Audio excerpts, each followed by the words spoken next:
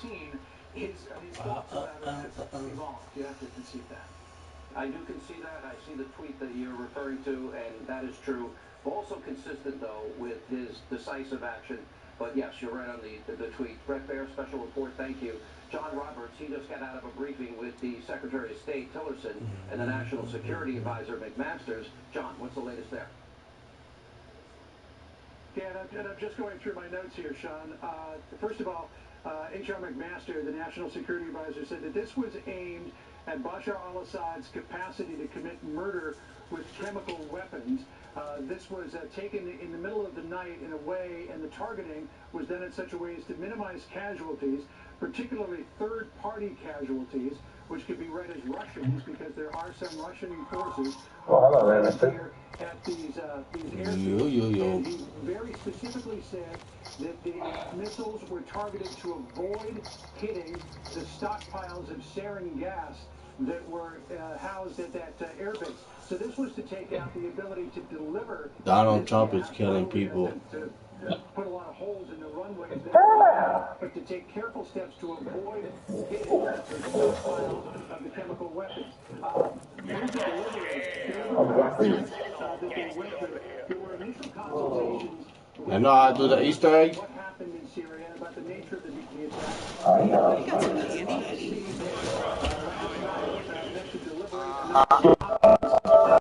candy? Candy? He had some more questions about the party. The National Security Advisor, the Secretary of State, met with him at Mar-a-Lago to answer a number of options. Some of the options that didn't get into detail weren't quite as powerful. So the president weighed those options and decided to act. According to both the Secretary of State and the National Security Advisor, quote, this just screams homicidal act when governments don't behave, and clearly indicates, Sean, that he is willing to take decisive action. The Secretary of State again said that seeing the scenes of what happened there in Syria after that apparent chemical weapons attack, and there's apparently sarin gas that was used, which is particularly horrible. Changed his view about how horrible these weapons are. And then asked Secretary Tillerson what he thought was about all of this, because there are so many different players involved. There's Russia, there's Syria, there's Turkey, there are the Kurds, there's Iran as well. And he said that he expected that every one of those players, with the exception of Russia, Iran, and Syria, would probably applaud what was happening. He then went into a lengthy explanation of what he wants to do in the future, and that is to build a coalition to defeat ISIS, to bring regional groups together, to stabilize the area, and then try to set forward some sort of political process that could end up with the replacement of Bashar al-Assad as the leader of Syria. John? Yeah. You know, obviously, yes, the president did change his point of view, especially if you look at the tweet from a number of years ago. But we've got to remember, too, not every military action is a full-fledged war here. And I think it's very obvious to prevent any further mass casualty of civilians. And it was clear from the president giving his statement tonight, and we will replay that, this had an emotional impact on him because of the long suffering and the death of innocent men, women, and children that were targeted here. We have reactions coming in, John. Syrian TV calling this an act of aggression.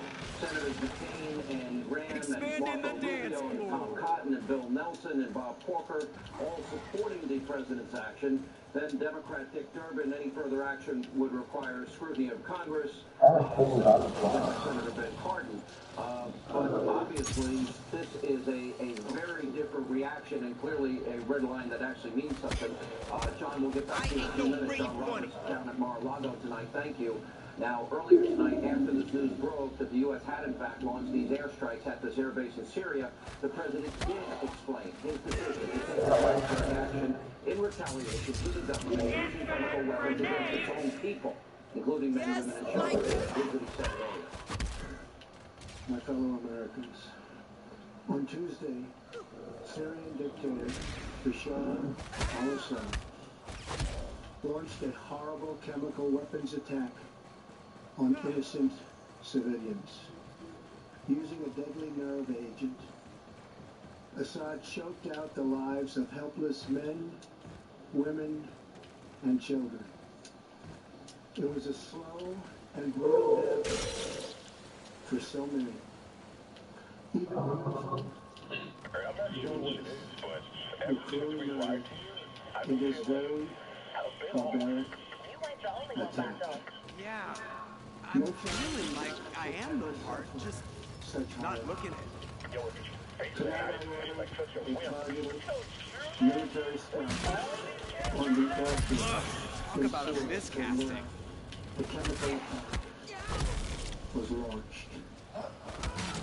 It was this vital national security of the United States to prevent the return and use of deadly chemical weapons. There can be no dispute that food is exposed to chemical weapons, violating its obligation under the chemical weapons Oh, one-touch kills, baby. Years of previous attempts at changing the flag's behavior Let's take this party. Yeah, the mask is right here. and failed very dramatically. Never mind, I got it. As a result, the refugee crisis continues to deepen and the region continues to destabilize, threatening the United States and its allies. Tonight I call the civilized nations to join us in seeking to end this blood and bloodshed in Syria, and also to end terrorism of all kinds and all colors. We ask for God's wisdom as we face the challenge of our very troubled world. We pray for the lives of the wounded and for the souls of those who have passed. And we hope that as long as America stands for justice, that peace and harmony will in the end prevail. Good night, and God bless America and the entire world. No child of God should suffer such horror. And the president goes on to say, tonight I call on all civilized nations to join us in seeking the end of the slaughter and bloodshed in Syria. Joining us now, live from Washington, Senator Marco Rubio, who put out a supportive statement earlier tonight. Senator, your reaction? Kill the monkeys. It was the right decision for a number of reasons. Number one, Assad had signed an agreement not to have chemical weapons. It was an agreement that the Russians and the United States were signatories to and part of. They also signed a resolution not to have weapons, and then they had a UN Security Council and a resolution on the security they had violated that, and therefore there needed to be a consequence for it. Someone needs to be told that Russia's not going to enforce it, and therefore that was number one. Number two, I think it's important to remember there are hundreds of Americans stationed in that region, very near to that place, and this guy's using sarin gas. It's being used against our own troops, and that cannot be allowed to stand. So it is in our national security interest. Number three, I'm not saying you or others about going to the single message. It certainly has a messaging component. A lot of good these cards are doing sitting in my pocket. That was used not just for chemical attacks, but potentially for future chemical attacks. And so it had a strategic objective that was very clear, and he dedicated significant resources, 59 Tomahawk missiles, to destroying a particular airbase. And if that is how you conduct military attacks, you have an objective, and you dedicate the resources to achieve it, and the armed forces of the United States, as they always do, did so. So the president had the legal authority to act, the moral authority to act, and quite frankly, the military strategy to be successful at it. It was the right decision that he made. The Pentagon just put out a statement, Senator. Russian forces were notified in advance of the strike using the established deconfliction line. This is something you know a lot about. Can you explain it?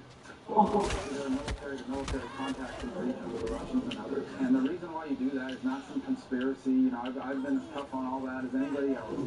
It's simply because their objective is not to kill anybody. Their objective is to destroy a facility so that they couldn't fight to conduct war. The way that they are using these chemical weapons is they're dropping them from airplanes, and that is the airfield that they're flying those attacks from. They conducted chlorine bomb attacks from that airfield, and they conducted the sarin attack from that airfield. And so the objective of this mission is not to kill Russians, It was to destroy areas so Assad cannot use it in the future. Come on, man. So that is an Somebody appropriate help. thing to do. It has nothing to do with I'm so glad you didn't have something better to do. conspiracy theories some might come up with. It has to do with that Senator Wilson, we'll save the conspiracy theories for the mainstream media because they It live needs and more die by glow them. stick 8 months action. of conspiracies with no evidence. But on a serious note, Senator, when military action is taken, you have to prepare for potential consequences for the reaction of others. In anticipation of this, what would you say that our military is preparing for at this very moment in terms of Syria's reaction and in terms of Fate and fortune. Well, first, Ready to expand your targeting mind. our troops in Iraq and in Syria. That's number one. That's the first thing I would anticipate. The other is some sort of Russian stepping up their air campaign on the ground. Of course, we've done a significant amount already. But I also think that the consequences of not acting would have been very severe. Not acting would have probably led to more chemical attacks. They could have inadvertently at some point even targeted American troops or American interests in the region with sarin gas. The other point that I would make with regards to all of this and what was going on there was that someone, at the end of the day, what is the point of all these resolutions and all these agreements that the United States is signing on to? Because people forget that back in 2013, 2014, the Russians and the United States entered into this agreement that the Syrians were not going to have chemical weapons. They have chemical weapons. They've been using chlorine bombs, and now they use sarin again. And this is nothing but legally they have to enforce those requirements. The Russians aren't going to enforce it. And can I say one thing? I think it was anybody who saw that in Jordan knew what he saw and what he was exposed to. And I think that as well. Just when you start to become one with the And I think rave. that's an important consideration here as well. Let me last question on Russia, which has been supporting and propping up and assisting the Assad regime. Rex Tillerson, our Secretary of State, called out Russia earlier, saying they failed in their responsibility to deliver on their commitments, especially as it relates to these weapons, and even Russia has been complicit or incompetent in delivering the agreement. That, to me, is a clear sign that this administration was willing to take on consequences as it relates to both This Syria gun and is Russia. And bananas. I also think the big message here tonight, and the takeaway from that is, this is a message to the world that they want to prevent any further mass casualty of civilians. And I would say the message is that's non-negotiable. Is that how you interpret that? Well, what I think the objective tonight was a discussion about airbase. But if you want to know who's giving the message tonight in regards to all this, I think if you're in North Korea, you see this tonight, you start to wonder whether these are people you want to be messing with. I think if you're Well, yeah, we were talking about those perk stations and how they need Hey, the last statue is by the beach. that is the only way to fly in a Weiler production. We're not going to spend 2 weeks looking for some weather. We're going to be doing action to protect our interests. That's a big change from what we've had in the last 2 years. Joining us now is former Speaker of the House, Fox News contributor Newt Gingrich. Mr. Speaker, your reaction to the president's action? No, I think there are a couple of very good things. First, Donald Trump really low contrary to what that bears said, being president of the States, feeling the very fact that there is a God lost the world.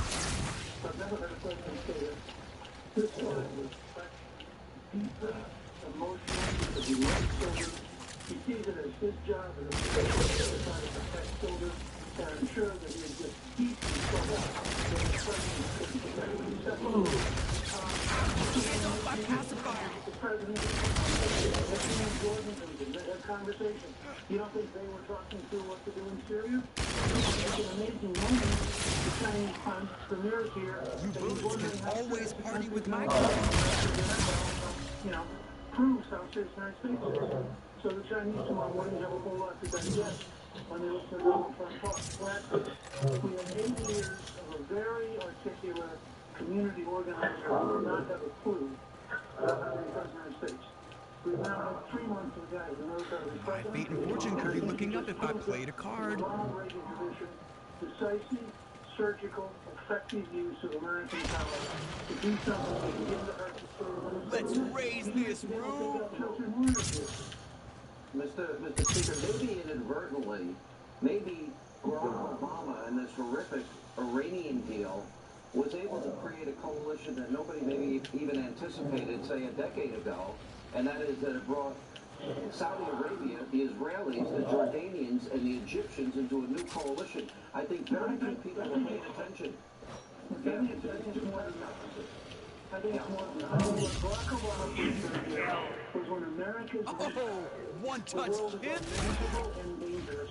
And so virtually every rational leader on the planet is eager to have a strong, decisive American president because, and you heard this said by El-Sisi, the president of Egypt, you heard it said by King Abdullah, the head of if the United States does not play a decisive leading role worldwide, then it can't be done. I think that what you're saying is Donald Trump rise to the occasion, being prepared to actually be president who leads the world on behalf of the United States and putting America first, but recognizing that having lots of allies in a big town neighborhood is a lot better than being alone. Is one of the messages tonight that there's no longer America leading from behind, America's leading in front, and the world getting a message tonight that America is back?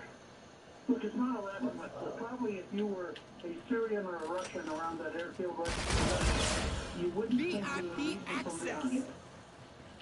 You would think that we had this exactly what he had to do. Don't give a big speech. Don't create a red line. Just hit him very hard. And then after you hit him, explain to the world what they just saw. You know, but that is really in keeping. When you think about it, I thought one of the best things that the president said during the campaign was you don't telegraph your military action all of the time. And by the way, a military strike such as this is not a full-fledged war. So I take issue with what Senator Rand Paul here said. I don't think the president was occupy, but I do believe he had an intention of sending a message that if you're going to unleash these weapons of mass destruction against women and children, there are going to be consequences. So what is Korea's reaction? Russia's reaction? What is China's reaction? What is Iranian reaction?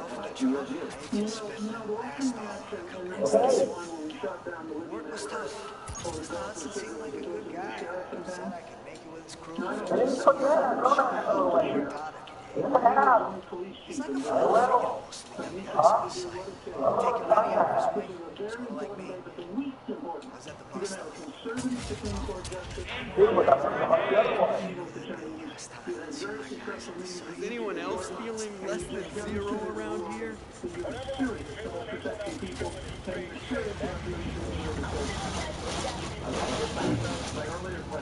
My brain feels like it's in molasses.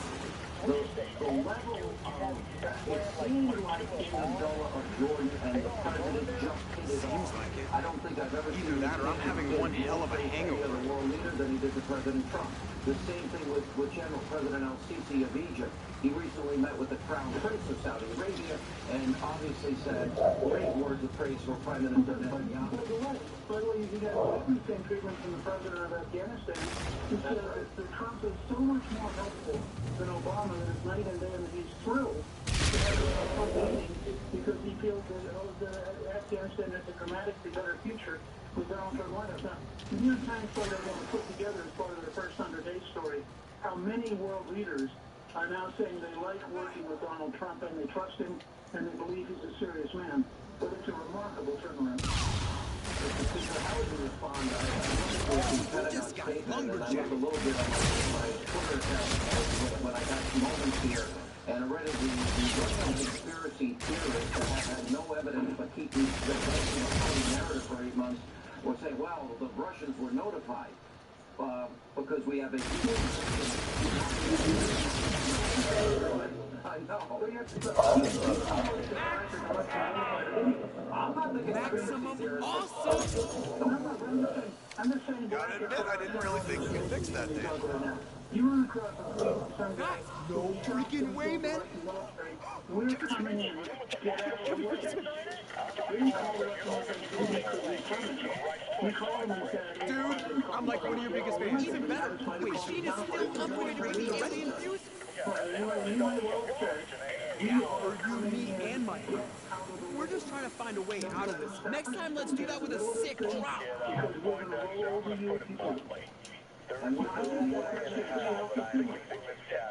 think it's great because I think the Secretary of State couldn't have been stronger in his warning that Russia's big.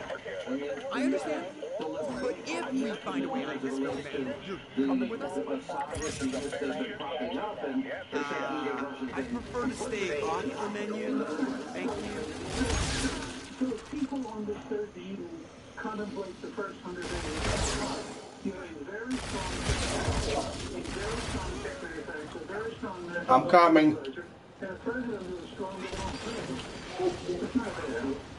Let's raise this roof. Pounds of Tomahawk missiles being built on one airbase is going to say something. I don't see the Syrians reacting to this except to stand down and probably. Ah, shit. Oh, shit. The Iranians, the Senate does not have the capacity to wage war on them. He's losing ground steadily in his own territory. I would not be at all surprised in the near future to see a military coup take him out. Because he's large and much weaker than his father. He's lost over half the country, and he's going to be. So I think that the big question is going to be the first. Mr. Speaker, we really appreciate it. We just going up the long airstrike in Syria. One touch kill, baby. Where those planes have taken off and dropped these chemical weapons, sarin gas and chlorine gas on innocent men, women, and children. Now we'll stay with the Fox News Channel, continuing coverage all throughout the night of the U.S. military strike in Syria. Stay tuned. Shepard Smith is coming up next. We'll see you back here tomorrow night. It's 11 o'clock on the East Coast, 8 p.m. on the West Coast. I'm Shepard Smith in New York, and this is Fox News continuing coverage. The United States Navy launched a dozen in retaliation for the Syrian government's attack on its own people. The gas attack killed more than 80, including 27 children. Tonight, U.S. attack on an air base near Homs in Syria. Design says the president sent a message to the Syrian dictator Bashar al-Assad that he must stop murdering his own people. Jennifer Griffin live at the Pentagon tonight with the latest on the strike as we know it. Jennifer? Well, Shepard, we've just had a statement from Captain Jeff Davis here at the Pentagon, and they can confirm that shortly after 8:40 p.m. Eastern tonight, 59 Tomahawk missiles landed at the Shariat air base inside Syria. Rated That's D for dead. about 120 miles from the site where the sarin gas attack occurred earlier this week. We heard from Colonel H.R. McMaster, who briefed John Roberts down at Mar-a-Lago headquarters, and H.R. McMaster said that the reason that Shariat was chosen is that is where the plane took off that was carrying those chemical weapons that struck that village earlier this week. In fact, we now have video from the Pentagon of the Tomahawks that were fired from both the USS Ross and USS Porter, which were based in the eastern Mediterranean. It's not clear how far off the coast of Syria those two destroyers were. Tomahawks, of course, that can fly 1,000 miles. These are 1,000-pound missiles. So 59 1,000 landed at one in Syria. You can imagine what kind of message that was to President Bashar Assad, the Syrian regime. We also learned tonight from the Pentagon that the U.S. military contacted the Russian military through an established hotline to warn them about the Tomahawk strike because Russian forces are based at the Shariat base. You got 10 seconds. If there are any casualties tonight, it's not clear if any people were at the base at the time. But again, the U.S. military went to great lengths to avoid civilian casualties, to avoid my God. people. Bang you right now. If banging you was possible. Between the U.S. military in the Middle East to Latakia Air Base, where the Russians are headquartered in Syria, Shepard. Jennifer, we've confirmed that the Russians were notified through diplomatic channels in advance. Has there been any response from Russia? Well, Russia has put out a series of statements tonight through the deputy ambassador to the United Nations, suggesting that this I was at the criticism of the airstrike publicly from Russia, but we also understand from John Roberts, I fell in love with her from the moment I laid that the eyes on president her. did not call President Vladimir Problem Putin. was, So the with so much going on with my new film company, Alexandra raised our little girl almost entirely by herself. With the chairman of the Joint Chiefs here at the Pentagon, General Joe Dunford, he met with his Russian counterpart several times in Turkey to reestablish that hotline because, as you know, Shepard, there are 1,000 U.S. troops on the ground in Syria. There are U.S. warplanes over northern Syria almost daily, and they are the U.S. military is very concerned about deconflicting with the Russian military, which also has its own air force in the air above Syria. So it's a very crowded space. That air base that was taken out tonight at Shariat is near Homs, which is very close to the border with Lebanon and not far from Israel. So this is a very powerful, the Pentagon is calling it a proportional response to the chemical attack on that village. Dozens of children and women were killed in their sleep. This is over the moon. Handling that sarin gas. WHO, the World Health Organization, has had people on the ground in that village taking samples, and the Pentagon Western intelligence is very certain at this time that it was a sarin gas attack conducted by the Bashar Assad regime. In fact, the Pentagon put out some maps tonight showing the flight path of the Sukhoi 24, the Syrian plane that took off from that Shariat air base and bombed that village earlier this week with the sarin gas. Jennifer Griffin live for us tonight at the Pentagon. White House officials met late into the night last evening. The Joint Chiefs met. And the strikes began just after 8 o'clock Eastern time tonight. President Trump spoke minutes after the attacks. He had just concluded his dinner in the Palm Beaches with the Chinese President Xi Jinping. On Tuesday, Syrian dictator Bashar al-Assad I'm trancing out. launched a horrible chemical weapons attack on innocent civilians. Using a deadly nerve agent, Namaste.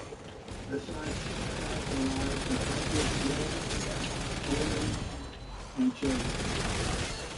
It was a slow and brutal death for so many. I bet I can use this. It was very barbaric. No child or child should ever suffer such horror. Tonight I ordered a targeted military strike on the airfield in Syria from where the chemical attack was launched.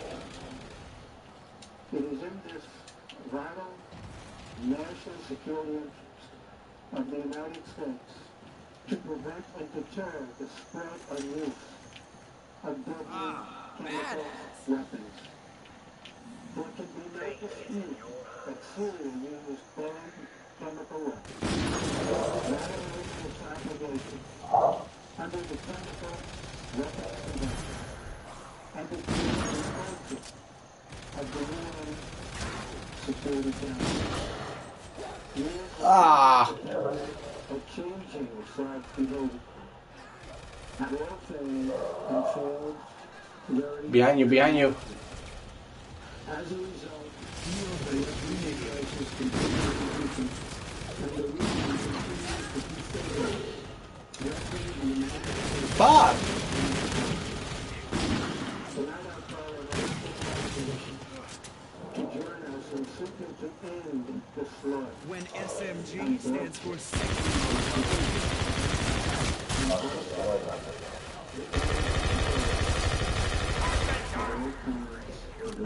got wood.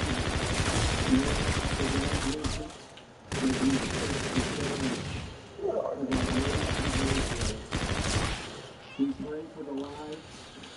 Man, I'm trying to find the last eyeball. Can't find the last eyeball.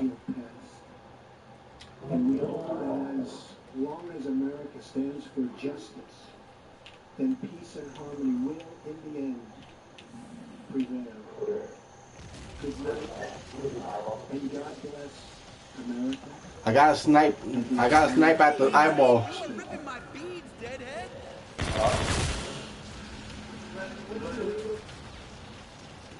That was the president speaking just a short time ago from Mar-a-Lago down in Florida. This action comes after the UN Security Council met but never voted on action. The White House administration is working to establish a coalition. But this hour has not officially come together. Analysts say the president has taken a Fucking ears. Anytime military action is taken, there's a calculation of a possible response, but certainly no certainty. The Syrian conflict is extremely complicated. Dozens of insurgent groups are fighting against the Syrian regime simultaneously.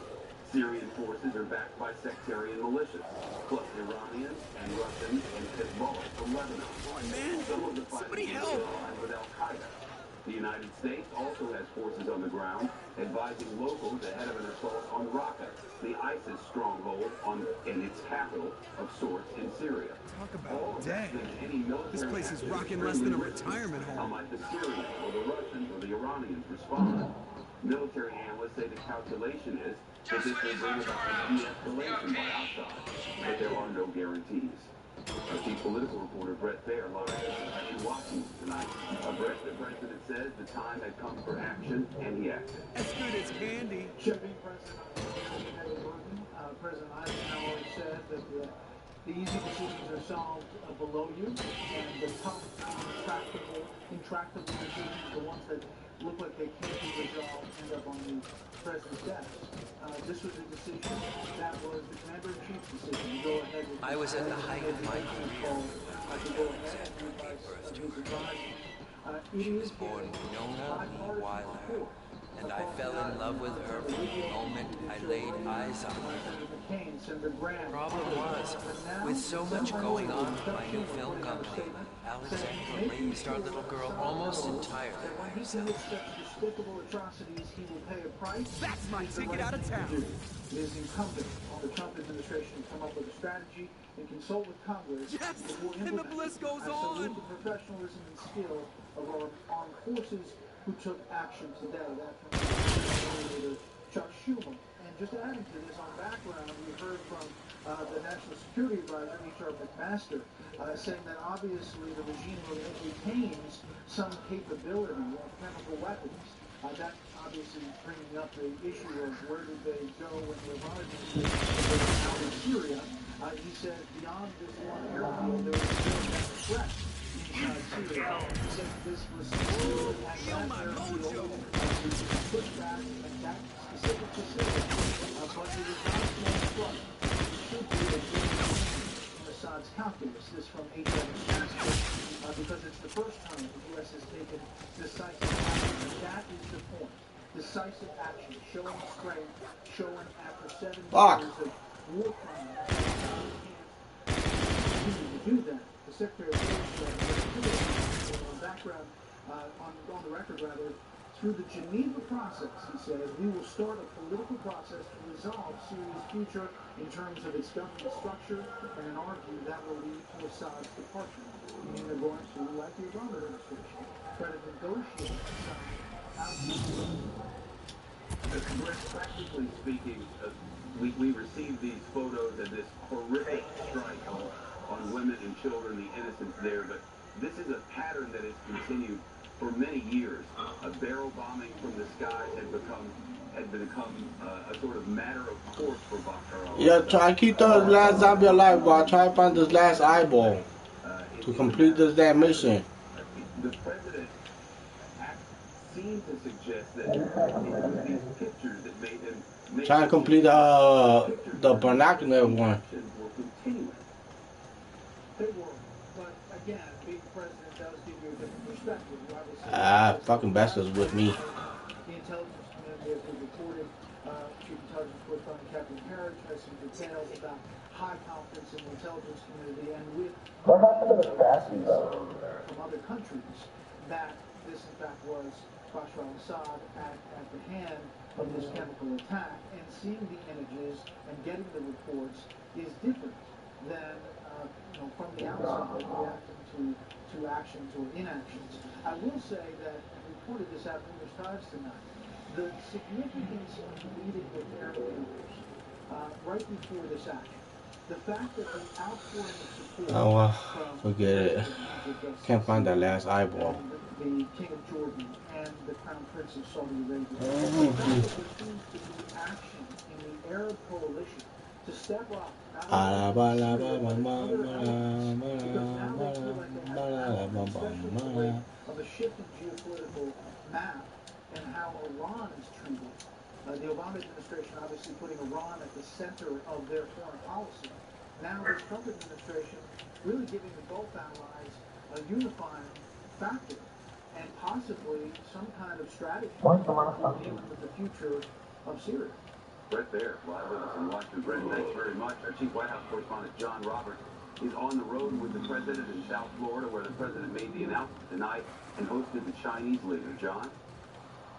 He did. And we just got out of that briefing. When SMG stands for sexy motherfucking good. The National Security Advisor just a little I killed the last zombie. Listen to them speak at length about the background to all of this. H.R. McMaster saying this was aimed at Bashar al-Assad's capacity to commit murder with chemical weapons. This was done in a time and in such a way, McMaster said, casualties, particularly third-party casualties. And he said you can read Russians into that. And they also